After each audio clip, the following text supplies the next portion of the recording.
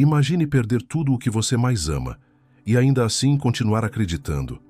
Essa não é apenas uma história antiga, é uma jornada intensa que desafia tudo o que pensamos saber sobre fé, sofrimento e esperança. Mergulhe nos mistérios da vida de Jó, um homem que enfrentou o inimaginável e mesmo assim não desistiu. Fique com a gente e descubra como essa narrativa milenar continua ecoando com força nas nossas vidas até hoje. Na terra de Uz vivia um homem chamado Jó. Ele era íntegro, justo e levava uma vida moral exemplar. Sua relação com Deus era marcada por disciplina, reverência e um temor profundo. Jó era um homem irrepreensível, honesto, íntegro, temente a Deus e cuidadoso em evitar o mal. Pai de 7 filhos e 3 filhas, ele era também um homem extremamente próspero. Possuía 7.000 ovelhas, 3.000 camelos, 500 juntas de bois, 500 jumentas e uma enorme quantidade de servos. Não à toa, era considerado o maior de todos os homens do Oriente. Seus filhos costumavam celebrar festas em seus aniversários, sempre em clima de alegria e abundância, convidando as irmãs para comer e beber com eles. Mas, após cada ciclo de festas, Jó, preocupado com o bem-estar espiritual da família, realizava um ritual de purificação.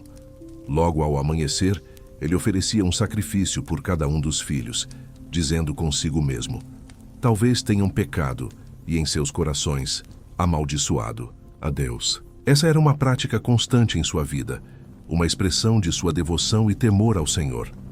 Esses eventos estão narrados no primeiro capítulo do livro de Jó, versículos de 1 a 5. Mas a história toma um rumo inesperado. Certa vez, os anjos vieram se apresentar diante do Senhor, e Satanás também estava entre eles. Deus perguntou a ele: de onde você vem? E Satanás respondeu: de perambular pela terra e andar por ela. Então o Senhor disse: você reparou no meu servo Jó? Não há ninguém como ele. Homem íntegro, justo, temente a Deus e que se desvia do mal. Satanás retrucou com sarcasmo: será que Jó teme a Deus por nada? Não foi o Senhor quem colocou uma cerca de proteção ao redor dele, de sua casa e de tudo o que tem? O Senhor o abençoou em tudo. Seus rebanhos se multiplicaram pela terra. Mas estenda a mão, tire tudo o que ele possui, e verá se ele não amaldiçoa o Senhor na sua cara. Então Deus permitiu que Satanás tocasse em tudo o que Jó tinha, mas não em sua vida. Tudo o que ele possui está em suas mãos. Apenas não toque nele. E assim, Satanás saiu da presença do Senhor. E foi aí que a tempestade começou. Em um único dia, Jó recebeu 4 notícias devastadoras. Seus bois estavam arando e os jumentos pastando, quando os sabeus atacaram, mataram os servos e levaram os animais.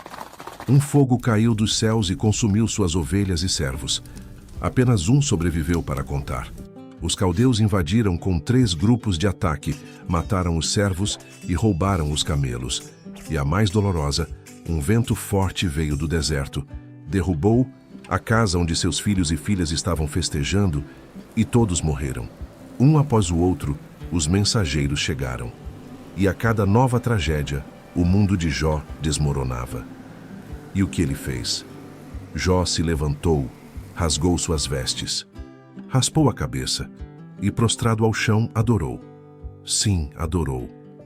Disse: nu saí do ventre da minha mãe e nu partirei. O Senhor deu, o Senhor tirou. Bendito seja o nome do Senhor. Mesmo diante da maior dor que um ser humano pode enfrentar, Jó não pecou, não acusou Deus, não murmurou. Apenas adorou.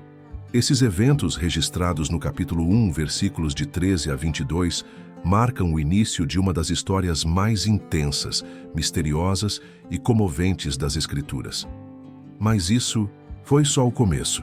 Após tudo o que Jó já havia enfrentado, Satanás aparece novamente no céu e Deus lhe concede mais uma chance de testá-lo. Desta vez, Jó é acometido por feridas terríveis que cobrem todo o seu corpo. Sua própria esposa, tomada pelo desespero, tenta convencê-lo a amaldiçoar Deus e desistir da vida. Mas Jó, mesmo em dor extrema, resiste e tenta suportar tudo com firmeza. Neste ponto, 2 narrativas se entrelaçam de forma brilhante, uma celestial outra terrena. Tudo o que acontece na Terra é reflexo de uma realidade maior que já se desenrolou nos céus, assim como vemos em Apocalipse, onde batalhas no céu resultam em guerras aqui embaixo. É nesse cenário que surgem 3 amigos de Jó: Elifaz, Bildade e Zofar.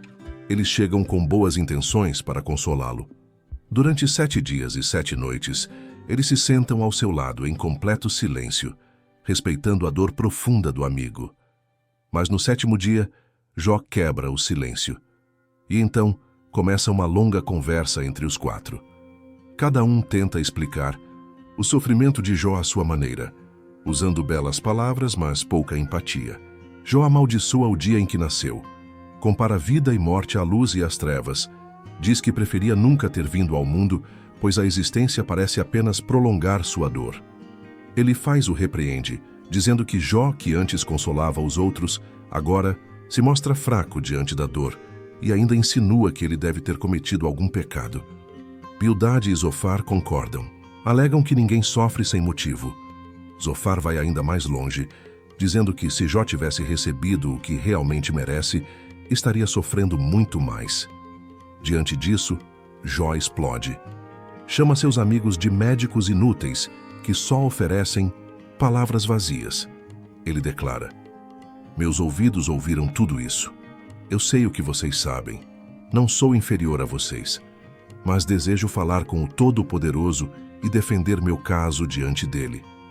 Para Jó, Deus é o único que pode julgá-lo.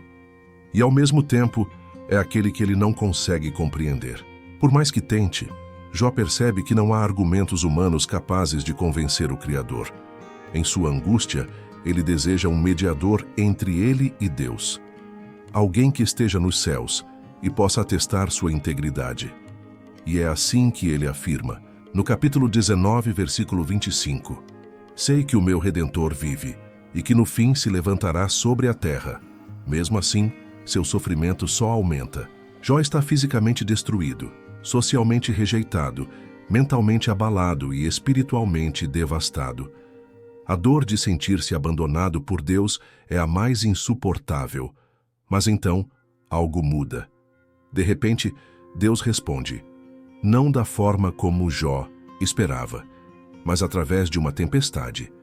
Deus começa perguntando a Jó se ele tem noção da grandiosidade da criação, se sabe onde estavam os fundamentos do mundo quando Deus os lançou, se pode controlar as estrelas, o mar ou os animais selvagens. Há até um certo tom de ironia divina. Deus não explica o motivo do sofrimento de Jó, nem fala sobre a aposta feita com Satanás. Ele apenas mostra quem ele é, e isso basta. Jó, agora em silêncio, responde: sou indigno. Como posso te responder? Coloco minha mão sobre a boca. Então Deus restaura tudo. Jó recebe de volta seus bens, e mais do que antes, seus filhos, suas filhas, seus rebanhos. Jó se torna ainda mais próspero e respeitado do que já fora. Mas os 3 amigos de Jó são repreendidos severamente.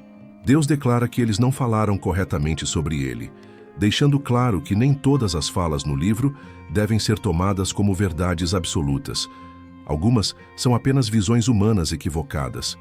Curiosamente, mesmo no final, Deus não revela Jó os bastidores celestiais. Jó nunca sabe sobre a conversa entre Deus e Satanás. E talvez essa seja a maior lição. Nem sempre precisamos entender o motivo do sofrimento para confiar em Deus. Na visão judaica da época, a justiça divina deveria acontecer nesta vida, já que todos, bons e maus, iam para o mesmo lugar após a morte, o Sheol, um tipo de sombra de existência. Já para os cristãos, o sofrimento ganha outra perspectiva. Ele é temporário. Existe vida após a morte. Existe esperança. O próprio Jesus na cruz gritou: meu Deus, por que me abandonaste? Mesmo o Filho de Deus passou pelo silêncio divino. E isso nos mostra que, às vezes, até quem é justo e amado por Deus sofre sem explicações claras. Mas a história não termina aí. A esperança da ressurreição permanece. Como diz a versão grega do livro de Jó, ele ressuscitará junto com os justos. E um dia, Jesus julgará os vivos e os mortos, e a justiça será plenamente revelada. Chegamos ao fim dessa poderosa jornada através do livro de Jó. Se essa história tocou seu coração, se despertou perguntas ou te trouxe consolo, compartilhe nos comentários. Não esqueça de deixar o seu like, se inscrever no canal e enviar este vídeo para alguém que precisa de esperança hoje. Vamos juntos continuar desvendando os mistérios da vida e da fé. Até a próxima.